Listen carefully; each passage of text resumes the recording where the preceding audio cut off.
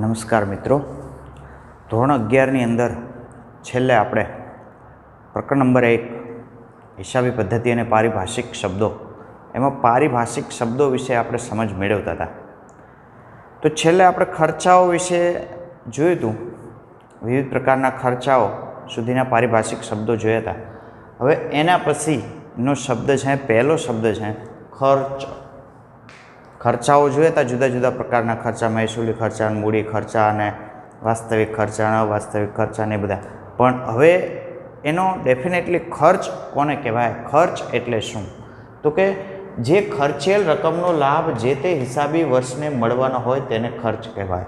હવે તમે કોઈ પણ ખર્ચ કરો છો ધંધાની અંદર, તો એ ખર્ચનો લાભ તમને જે તે હિસાબી વર્ષમાં મળવાનો હોય, જે આપણે મહેસૂલી ખર્ચ તરીકે ઓળખતા હતા, બરાબર?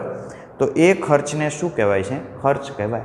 તો કે જે તમે ખર્ચ કરો છો, જે ખર્ચ કરો છો એ ખર્ચેલ રકમનો લાભ જે તે વર્ષમાં મળવાનો હોય, એટલે જે વર્ષમાં ખર્ચ કરો એનો લાભ એ વર્ષમાં જ મળવાનો હોય, તો એને કહે છે ખર્ચ. હિસાબી વર્ષ 12 મહિનાનું હોય છે. તો હિસાબી વર્ષ કેટલું હોય? 12 મહિનાનું. એટલે જે વર્ષ હોય તે નાણાકીય વર્ષ હોય કે પછી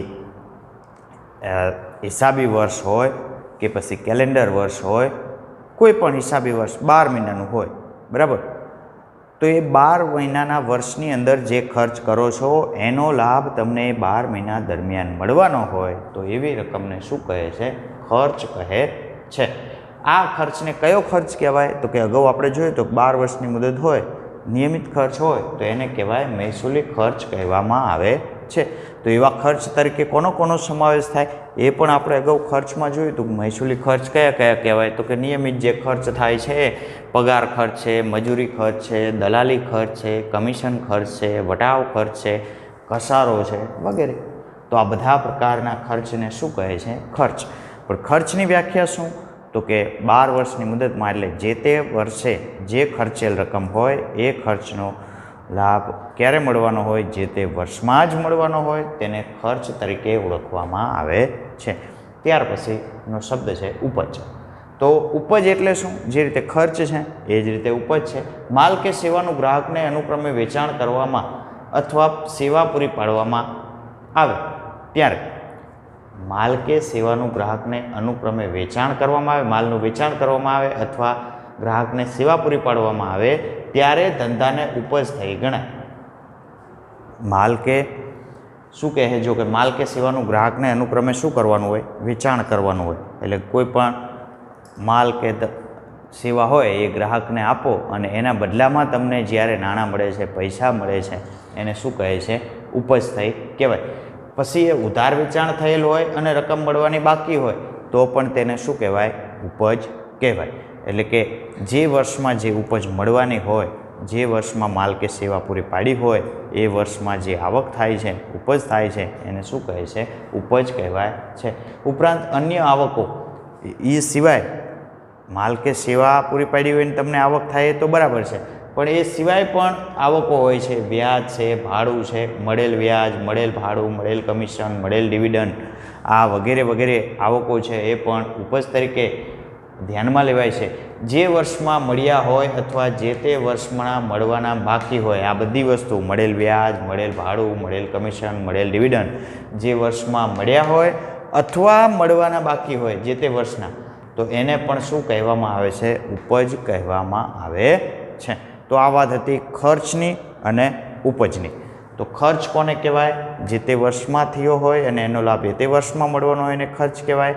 ઉપજ કોને કહેવાય? તો જે વર્ષમાં જેનું માલ કે સેવાનું વેચાણ કર્યું હોય અને જે ઉપજ થઈ હોય, એ સિવાય અન્ય ઉપજ હોય, મળેલ વ્યાજ, કમિશન, ડિવિડન્ડ વગેરે મળેલ હોય અથવા મળવાનું બાકી હોય, તો એને પણ શું કહેવાય છે? ઉપજ તરીકે ઓળખવામાં આવે છે. ત્યાર પછી વાત આવી નફો.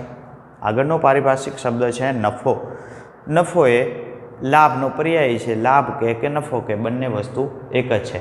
તો લાભ કોને કહેવાય? નફો કોને કહેવાય? તો કે વર્ષ દરમિયાનની નિયમિત આવકોમાંથી નિયમિત જાવકો. નિયમિત આવકો સમજો મિત્રો, જે વર્ષની નિયમિત આવકો એટલે મહેસૂલી આવકો, જે વર્ષની નિયમિત આવકોમાંથી જે તે વર્ષની નિયમિત જાવકો બાદ કરવાથી વધેલ રકમને નફો કહેવામાં આવે છે. એટલે ટૂંકમાં શું કહી શકાય કે આવકોમાંથી જાવકો બાદ કરવાની, પણ કઈ? તો કે નિયમિત. નિયમિત એટલે કઈ? તો કે મહેસૂલી.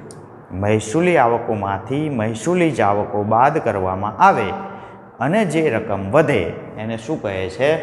નફો કહેવામાં આવે છે. ધંધાની રોજબરોજની આવકોનો જાવકો પરનો વધારો એટલે નફો. તો સમજાણું?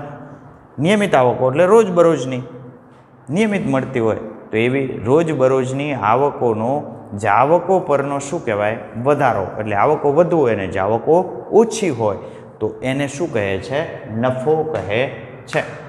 નફો પણ થયો હોય જેને મૂડી નફા તરીકે, આ મહેસૂલી નફો છે. કયો? રોજે રોજનો એ નફો મૂડી નફો છે. તો આ નફાની ગણતરી નફા નુકસાન ખાતા પરથી થાય. હવે રોજે રોજનો નફો હોય તો આપણે એને ક્યાં લખીએ છીએ? તો કે નફા નુકસાન ખાતામાં રોજબરોજની વિગતો નોંધીએ છીએ. અગાઉ આપણે જોયું હતું એમ. તો એ નફા નુકસાન ખાતા પરથી મળે છે. જ્યારે અનિયમિત નફો પણ થતો હોય, ઘણીવાર એવું બને કે અનિયમિત નફો પણ ધંધામાં જોવા મળતો હોય તો એ મૂડી નફા તરીકે ઓળખવામાં આવે છે. તો એ મૂડી નફો તરીકે કયો નફો હોય? તો કે મિલકતોનું વેચાણ થયું હોય. કોઈ મિલકત વેચતા નફો થયો હોય, કોઈ મિલકત હોય એને જૂની મિલકત હોય ને એને વેચો તો એમાંથી નફો થયો હોય તો એ કયો નફો કહેવાય? મૂડી નફો. બરાબર. જે નિયમિત મળતો નથી એવો નફો પણ હોઈ શકે.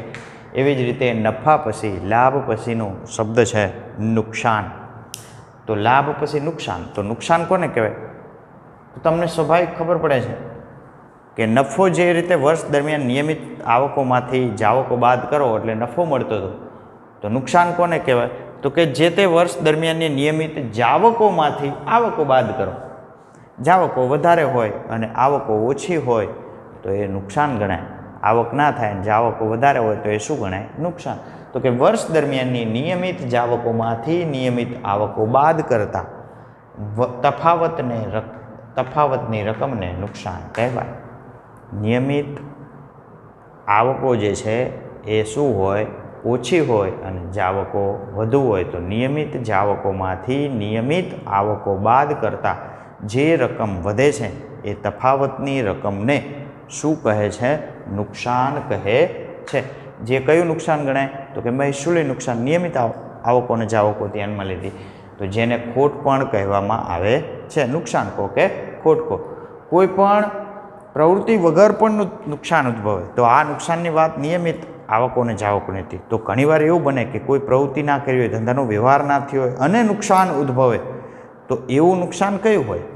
તો કે કોઈ અકસ્માતથી થયેલ નુકસાન, આગથી બળી ગયેલ માલ, વરસાદમાં પલળી ગયેલ માલ, ધંધામાં ધર્માદા તરીકે આપેલ માલ હોય તો આવા બધા જે રીતે માલ જાય છે તો એને શું કહેવાય? કોઈ પણ પ્રવૃત્તિ વગરનું નુકસાન. એટલે એમાં આપણે કંઈ લેવડ દેવડ કંઈ કરતા નથી અને નુકસાન થયું છે તો એ પણ નુકસાન છે.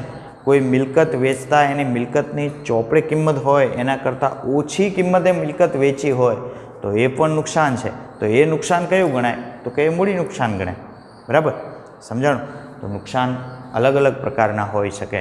મહેસૂલી નુકસાન, મૂડી નુકસાન. મુખ્ય નુકસાન કયું? તો કે મહેસૂલી નુકસાન કે ધંધાની કુલ જાવકો કરતાં જાવકો વધારે હોય અને આવકો શું હોય? ઓછી હોય તો એ નુકસાન તરીકે ઓળખાય છે. તો આ વાત હતી નુકસાનની. ત્યાર પછીનો આગળનો પારિભાષિક શબ્દ છે ખરીદી. તો તમને મગજમાં વિચાર આવે ખરીદી એટલે શું? તો સાહેબ ખરીદી એટલે શું? માલ કે સેવા વસ્તુ ગમે તે ખરીદે અને ખરીદી કહેવાય. બરાબર. તો ના, હિસાબી પદ્ધતિની અંદર ખરીદીની વ્યાખ્યા કંઈક અલગ છે. માલ કે વસ્તુ કે ખરીદે એટલે એને ખરીદી કહેવાય એમ નહીં. ખરીદી સાચી, પણ હિસાબી પદ્ધતિની અંદર ધંધામાં વસ્તુઓ અને સેવાઓ ખરીદવામાં આવતી હોય તો આ તમામ ધંધાની ખરીદી તરીકે ઓળખવામાં આવતી નથી. આ બધી ખરીદીને ધંધાની ખરીદી તરીકે ઓળખવામાં આવતી નથી. તો ધંધાની ખરીદીને કઈ ખરીદી તરીકે ઓળખાય? તો ધંધાની ખરીદીને જે તે તમે ધંધો કરો છો તો જે વસ્તુનો ધંધો કરતા હોય એ વસ્તુ તમે ખરીદો તો એ ધંધાની ખરીદી બને છે. માની લો કે કાપડનો વેપારી હોય અને કાપડ ખરીદે તો એ ધંધાની ખરીદી છે. પણ કાપડનો વેપારી હોય ને અનાજ ખરીદે તો એ ધંધાની ખરીદી નથી. સમજાણું? તો ધંધાની હિસાબી પદ્ધતિ મુજબ ખરીદી કોને કહેવાય? તો કે જે વેપારી જે વસ્તુનો વેપાર કે ધંધો કરતો હોય એ વસ્તુ કે સેવા ખરીદતો હોય, એ વસ્તુ ખરીદતો હોય તો એ ખરીદી કઈ ખરીદી ગણાય? ધંધાની ખરીદી ગણાય. અનાજનો વેપારી હોય તો અનાજ ખરીદે તો એ એની ખરીદી ગણાય, પણ અનાજનો વેપારી કાપડ ખરીદે તો એ એની ખરીદી ગણાતી નથી, એ એનો ખર્ચ ગણાય છે. બરાબર?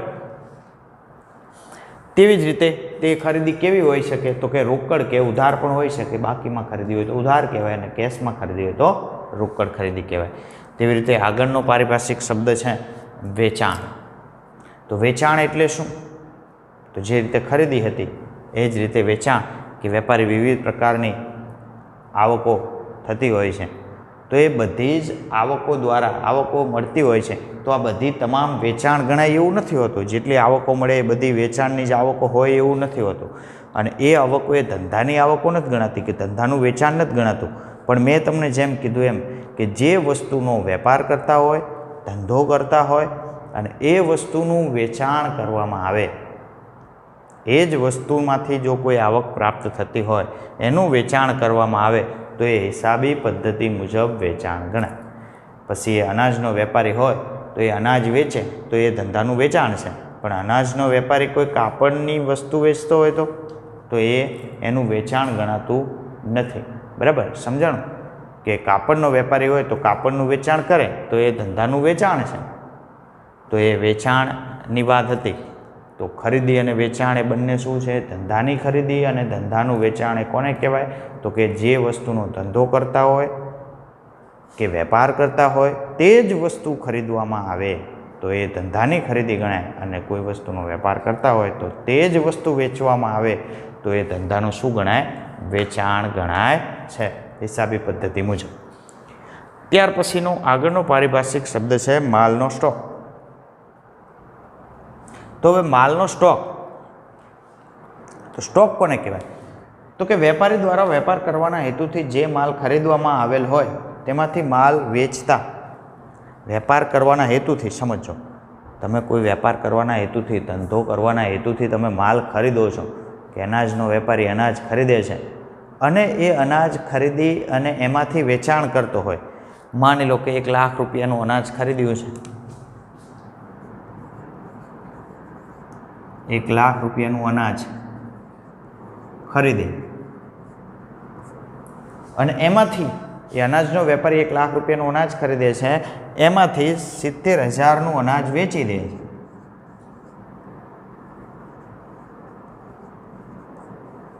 વેચે છે તો પાછળ કેટલું વધ્યું? 30,000. 30,000 એ સ્ટોક કહેવાય. સમજાણું? પડી ખબર? કે 1 લાખની અનાજની ખરીદી કરે, રૂપિયા 1 લાખનું અનાજ ખરીદે છે અને રૂપિયા 70,000નું અનાજ વેચે છે તો પાછળ કેટલાનું અનાજ વધ્યું? તો કે 30,000નો સ્ટોક વધ્યો. અથવા તો માની લો કે 50 મણ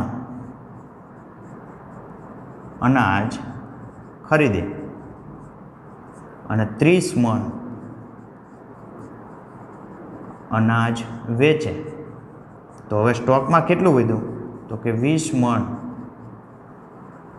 અનાજ એ સ્ટોક. સ્ટોક, માલનો સ્ટોક કોને કહેવાય? તો કે જેટલી વસ્તુ તમે ખરીદો છો એમાંથી કેટલી વસ્તુ વેચો છો. અહીંયા જે આપ્યું એ રૂપિયામાં ઉદાહરણ આપ્યું તમે, એ આપણે ધ્યાનમાં લેવાની જરૂર નથી. માત્ર વસ્તુ ખરીદે છે અને વેચે છે એ વસ્તુ જેટલી સ્ટોકમાં પડી રહે એને શું કહેવાય? માલનો સ્ટોક કહેવાય. બરાબર? માની લો કે કોઈ કાપડ છે તો કાપડનો વેપારી 10% ખરીદ્યા હોય, 10%માંથી 5% વેચી દે તો 5% જે સ્ટોકમાં પડ્યા હોય એને શું કહેવાય? માલનો સ્ટોક કહેવાય. સમજાણું? તો આ વાત હતી માલના સ્ટોકની. તો આજે આપણે કેટલા પારિભાષિક શબ્દો જોયા? તો કે ખર્ચ જોયું. ખર્ચ એટલે શું? કે વર્ષ દરમિયાન જે તે વર્ષે ખર્ચેલ રકમનો લાભ જે તે વર્ષમાં જ થતો હોય એને શું કહેવાય? ખર્ચ કહેવાય. ઉપજ તો કે માલ કે સેવાનું ગ્રાહકને વેચાણ કરવામાં આવે અને એમાંથી જે આવક મળતી હોય નિયમિત સ્વરૂપે તો તો એને કહેવાય ઉપજ. નફો તો નફો કે જે તે વર્ષની આવકમાંથી વર્ષની જ આવકો બાદ કરી અને જે નફો વધે છે એને શું કહેવાય? નફો કહેવાય. નફા પછી જોયું નુકસાન, તો નુકસાન કોને કહેવાય? તો કે જે તે વર્ષનો જાવકો હોય એમાંથી આવકો બાદ કરો, એટલે કે જાવકો વધારે હોય અને આવકો ઓછી હોય તો એ દરમિયાન આપણને નુકસાન જાય, તો એ નુકસાન છે. નુકસાન અન્ય પ્રકારનું પણ નુકસાન હોઈ શકે, જે આપણે જોયું આવકો જાવકો સિવાયનું વ્યવહાર સિવાય પણ નુકસાન થઈ શકે, કે આગથી થયેલ નુકસાન, વરસાદથી પડી ગયેલ માલ હોય, ધર્માદામાં આપ્યો હોય, ચોરીથી ગયો હોય, તો આ બધું નુકસાન પણ વ્યવહાર વગર પણ નુકસાન હોય તો એ પણ નુકસાન તરીકે ગણાય છે. ત્યાર પછીની વાત હતી ખરીદી. તો ખરીદી એટલે શું કહેવાય? ધંધાની ખરીદી કોને કહેવાય?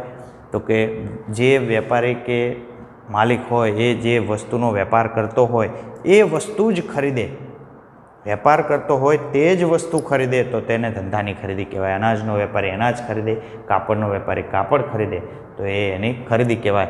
એવી જ રીતે વેચાણ, તો વેચાણ પણ એ જ રીતે ખરીદીની જેમ જ કે જે વસ્તુનો વેપાર કરતો હોય એ વસ્તુ જ જ્યારે ધંધાનો માલિક વેચે છે ત્યારે એ એનું વેચાણ બને છે.